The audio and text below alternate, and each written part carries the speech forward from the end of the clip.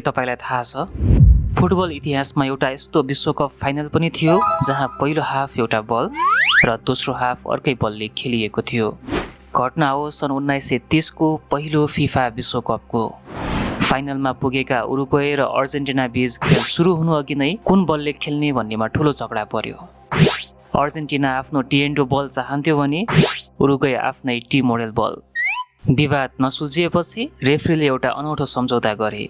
पहिलो हाफ अर्जेन्टिनाको बलले खेलियो र अर्जेन्टिनाले 2-1 को अग्रता लियो।